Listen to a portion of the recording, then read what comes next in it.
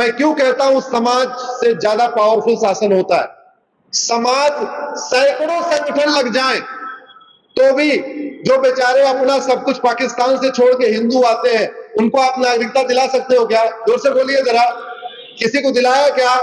जो पाकिस्तान, अफगानिस्तान, बांग्लादेश से अपना दुकान, मकान, खेत खलिहान छोड़ के भाग के आते हैं, केवल धर्म बचाने के लिए आते हैं, बहन बेटियों की इज्जत बचाने की खातिर सब कुछ छोड़ के आते हैं, उनको नागरिकता नहीं मिली।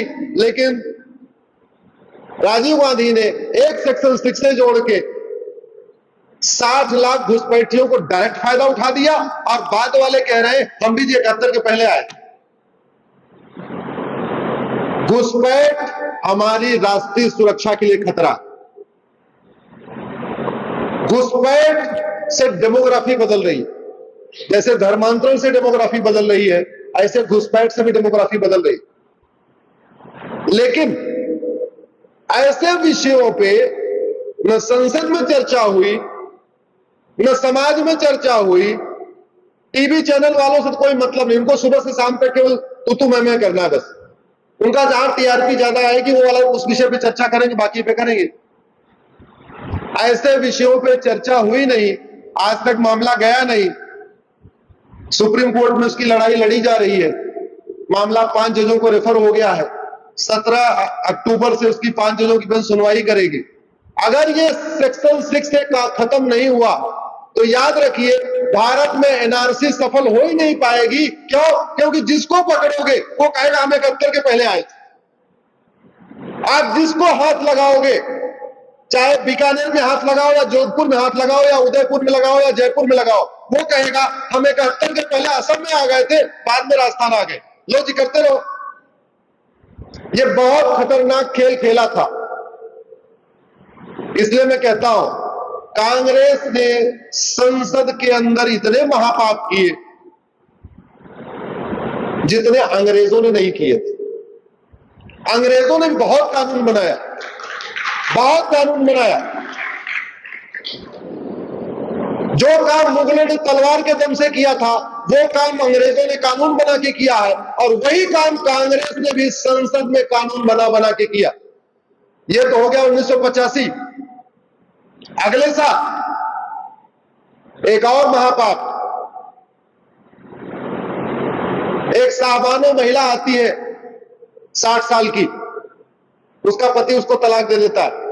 वो कहती है हमको कुछ पैसे दे दो, और जानते हैं कितना मांग रही थी? 125 रुपए।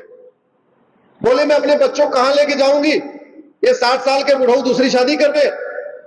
चलो दूसरी शादी करो, लेकिन हमको 125 रुपए दे दो। मामला मध्य प्रदेश से चलते चलते हाई कोर्ट होते होते सुप्रीम कोर्ट तक पहुंचा, और सुप्रीम कोर्ट ने कहा कि हाँ इसको 125 रुपए दो। लेकिन राजीव गांधी ने दूसरा एक फिर महापाप किया 1986 में, उस सुप्रीम कोर्ट के फैसले को पलट दिया। जबकि सुप्रीम कोर्ट ने कहा था इसको गुजारा भत्ता भी दो, इसके साथ साथ भारत में आर्टिकल 44 लागू करो, यानी यूनिफॉर्म सिविल कोड लागू करो। कौन कहे यूनिफॉर्म सिविल कोड लागू करने का? लेकिन कट्टरपंथियों, चरमपंथियों के दबाव में सीधे सीधे उन्होंने सुप्रीम कोर्ट का फैसला पलट दिया। लगातार उसी परंपरा को नरसिम्हा राव ने आगे रखा, जिनको आप लोग बड़ा बुद्धिजीवी मानते हो, बड़ा समझदार मानते हो, तिलकधारी मानते हो, बड़ा तिलक विलक लगाते थे।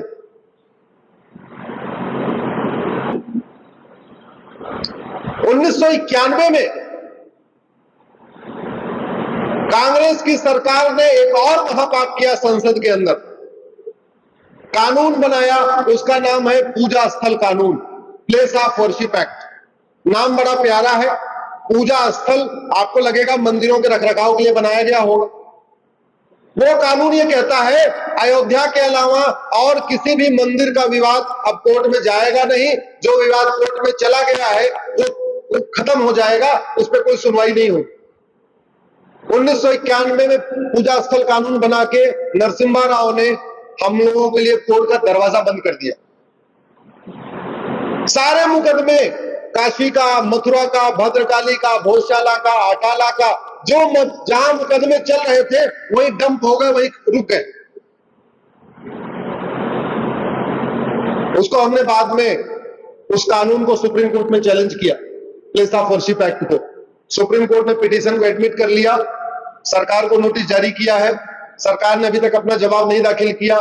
जवाब दाखिल नहीं किया, इसलिए अनुमान के चलते मौनम स्वीकार लक्षणम, इसका मतलब सरकार के पास जवाब नहीं है। उसके बाद ये काशी मथुरा का मैटर मूवमेंट पे आया। हरिशंकर जैन जी, विष्णु जैन जी काशी में लगे हुए हैं, मथुरा में लगे हुए हैं। प्लेस ऑफ वर्शिप एक्ट पे सुनवाई सुप्रीम कोर्ट में चल रही है। कानून बना बना के किस तरीके से सनातन धर्म को खत्म करना है, इसकी पूरी पूरी भूमिका संसद में बनी। आप ये बताइए, आप ड्राइवर को अच्छी गाड़ी चलाने के लिए तनख्वाह देते हैं, घटिया गाड़ी चलाने के लिए? जोर से बोलिए जरा, जोर से बोलिए। डॉक्टर को अच्छी दवा देने के लिए फीस देते हैं, घटिया दवा देने के लिए?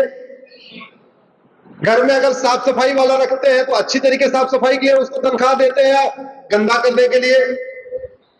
ऐसे सांसदों और विधायकों को जो तनख्वाह मिलती है, जो वेतन भत्ता, गाड़ी बंगला मिलता है, वो अच्छा कानून बनाने के लिए मिलता है, न कि देश विरोधी कानून बनाने के लिए मिलता है। ये सांसदों विधायकों की ड्यूटी है, वो ऐसा कानून बनाए जिससे धर्म की जय हो। ये सांसदों विधायकों की ड्यूटी है कि ऐसा कानून बनाए जिससे धर्म की, सांसदों विधायकों की ड्यूटी है ऐसा कानून बनाए जिससे अधर्म का, सांसदों विधायकों की ड्यूटी है ऐसी शिक्षा व्यवस्था स्थापित करें जिससे प्राणियों में, ये सांसदों विधायकों की सरकार की ड्यूटी है ऐसी नीतियां लागू करें जिससे विश्व का, लेकिन इसका ठीक उल्टा हुआ। इससे भी पेट नहीं भरा। अगले साल 1992 में फिर एक महापाप। मैं इसको महापाप इसलिए कहता हूं कि संसद को लोकतंत्र का मंदिर कहते हैं। बाहर अगर पाप होता है तो पाप है, लेकिन मंदिर में अगर पाप हो तो वो महापाप है। तो ये संसद में हुआ। 1992 में हिंदुओं को बांटने और मुस्लिम्स को फायदा पहुंचाने के लिए सरकार ने एक और कानून बनाया, इसको कहते हैं माइनॉरिटी कमीशन एक्ट। एक ही तीर से दो निशाना। मुस्लिम्स को फायदा खूब मिले इसके लिए वो कानून बना दिया। दूसरा, हिंदू आपस में जैन बौद्ध सिख में बंट जाए इसके लिए भी काम आया। एक ही तीर से दो निशान। भारत के संविधान हिंदू जैन बौद्ध सिख सबको हिंदू मानता है। भारत के जितने भी कानून है वो हिंदू जैन बौद्ध सिख सबको क्या मानता है? ये पहला कानून बना जहां उन्होंने बोला हिंदू तो मेजॉरिटी है, जैन बौद्ध सिख माइनॉरिटी हो गए। एक ही तीर से दो निशान। इससे भी पेट नहीं भरा।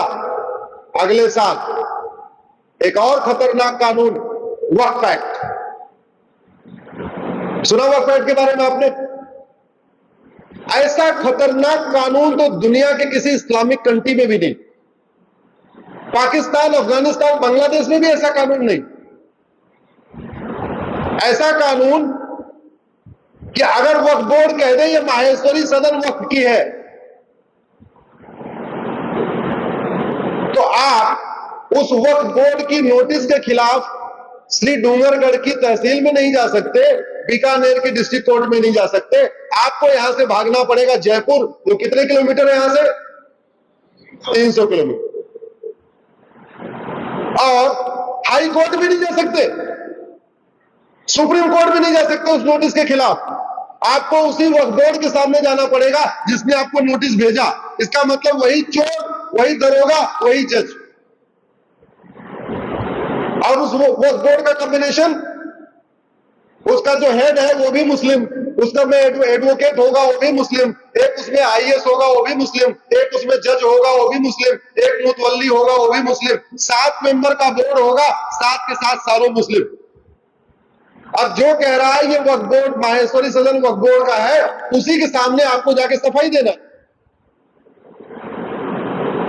ऐसा घटिया कानून कांग्रेस की सरकार ने 1995 में बनाया था। मैंने 1991 के प्लेस ऑफ वर्शिप एक्ट को भी सुप्रीम कोर्ट में चैलेंज किया है। 1992 के माइनॉरिटी कमीशन एक्ट को भी सुप्रीम कोर्ट में चैलेंज किया है। 1995 के वक्फ एक्ट को भी चैलेंज किया है। और सबसे अच्छी बात यह है कि सोशल मीडिया पावरफुल हो गई।